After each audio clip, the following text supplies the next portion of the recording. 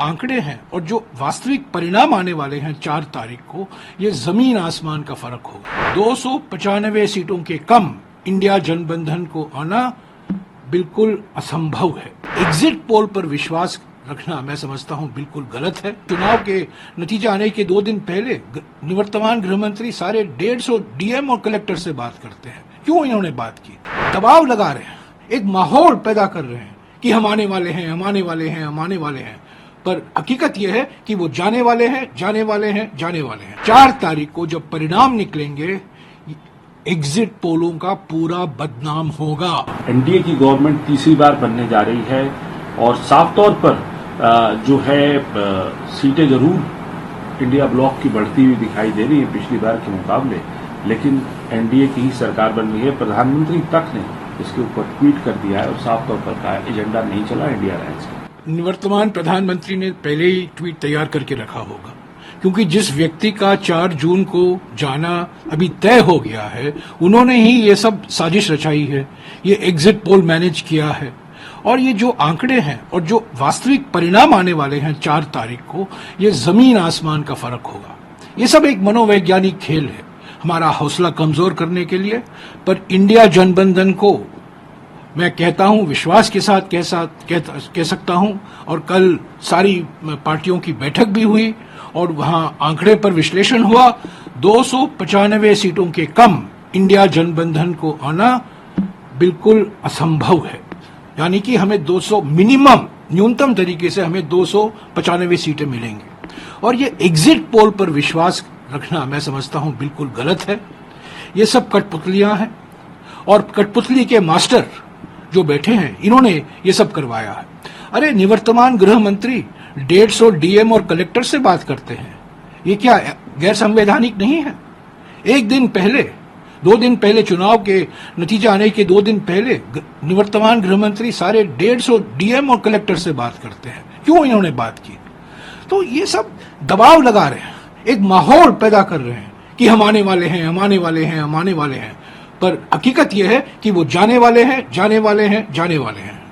295 का सब जो आंकड़ा दे रहे हैं आप लोगों ने ये क्या पूरी सारी पार्टियों ने मिलकर कंसोलिडेट करके बनाया है इसका? सारे पार्टियों, सारे नेताओं ने राज्यवार सीटों का विश्लेषण किया। अरे एग्जिट पोल में देखे ना, कुछ ऐसे राज्य हैं जिनका 4 सीट है, कुल मात्र 4 सीट है, और वहां 6 सीट दिखा रहे हैं एनडीए को।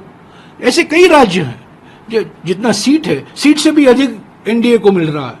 तो और हम आज चुनाव आयोग को भी जा रहे हैं। पोस्टल बैलेट को लेकर एक विवाद खड़ा हो गया है, क्योंकि जो नियम के अनुसार पोस्टल बैलेट की गिनती होनी चाहिए, वो हमें गुंजाइश नहीं दिखती कि वो होगी। तो हम चुनाव आयोग को भी शिकायत करेंगे। हमने 117 शिकायतें की हैं चुनाव आयोग को, 14 शिकायत सिर्फ निवर्तमान प्रधानमंत्री के खिलाफ, पर उस पर कुछ कार्रवाई नहीं हुई है।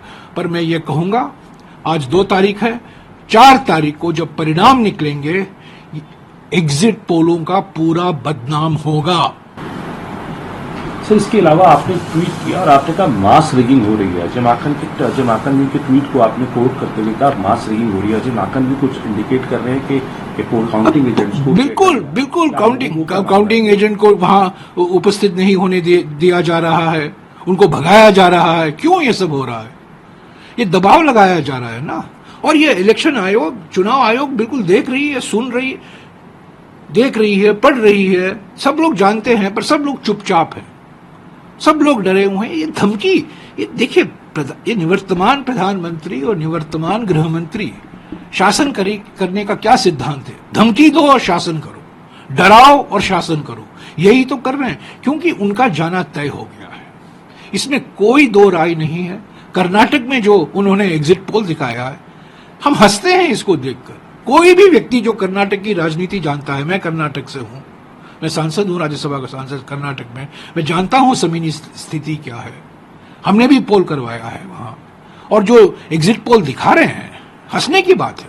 तो ये बिल्कुल साजिश है। एग्जिट पोल जो करवाया गया है इस बार, इस पर कोई विश्वास नहीं कर सकता। हमारे कार्यकर्ताओं का मनोबल गिरा नहीं है, हम डरे नहीं हैं। हमको धमकाया जा रहा है, पर हम धमकी में नहीं आएंगे। 4 तारीख को हम रहेंगे, उपस्थित रहेंगे और आप देखेंगे 4 तारीख को ये निवर्तमान प्रधानमंत्री का जो मनोवैज्ञानिक खेल है वो विफल होगा।